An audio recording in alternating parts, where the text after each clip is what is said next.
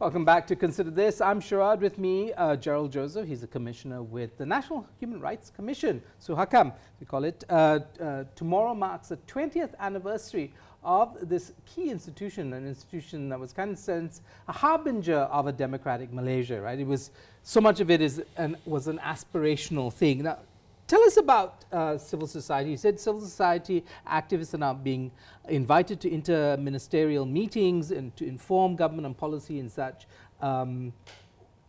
Have they themselves been able to be good interlocutors with government? I mean, you know, we assume that the civil society movement is mature, is knowledgeable, and so on and so forth, but is that in fact true? What's your sense of the competencies of the civil society movement itself? So I think, our date of birth is 9/9/99, so a few days ago. But tomorrow we have a big forum to celebrate the 20 years.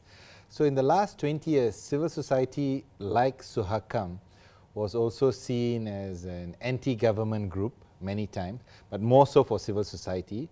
And also at sometimes, I remember a particular incident where we went to submit a memorandum to the earlier commission, and we were not even allowed in by the Secretary General then. No? He said, oh, there's no commissioner here to see you, and he actually blocked us at the door.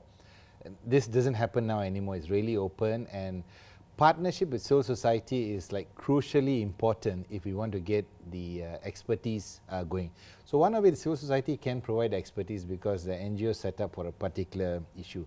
Health, we call the health type NGOs, maybe on legal reform, the legal type. So I think there is a wide range of expertise, and it's better to use their brains than trying to crack our brains for everything. So I think that's one thing. Number two, from a government point of view, we have played interlocutor role between civil society and government in the old administration. I think in this new administration, government has their address and email much more direct, so you don't need us really in that function, which is a very good and positive thing. So I think the competencies that now civil society would need, as opposed to before, you know, before we used to be shouting out there and fighting, and I thought I saw you somewhere else. Yeah, I've been there in the crowd too. Yeah. So I think now it's actually sitting down and helping them make it happen. You know, if we want a law reform, what is the nitty-gritty stuff that makes a change? And so you're looking for collaborators, or you think NGOs need to kind of refashion themselves to be much more collaborative with government? Correct, yeah. So that's collaborative with some technical input, and yet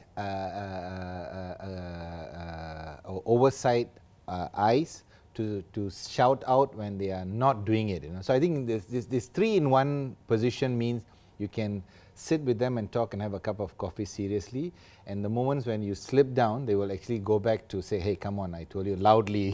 Well, I wonder about this, because a lot of people are concerned about activists being co-opted into this government, right, as a whole, generally, into various functions, whether there's press secretaries or personal assistants to ministers and so on and so forth. Does that neutralize the civil society movement as a pressure group, which is a kind of core dynamic in any vibrant democracy, a pressure group to make sure that, you know, government doesn't get complacent, that it isn't allowed to say, yes, we're going to do it, and then just let time, you know, run away with it. So is that lost? Have we lost that pressure element in the dynamic? So I think in all honesty, the best assets have been stolen for Malaysia at different points of history. 98 Reformasi is a big group that went into politics.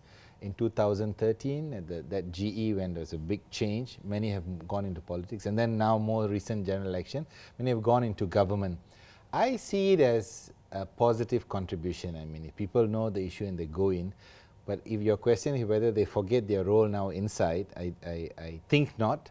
But whether their function will be different from when they were outside is definitely important. You need to know you don't shout anymore. You have to make it happen. But then that leaves civil society with very few really left behind. And there's always rejuvenation happening. There's a lot of young voices.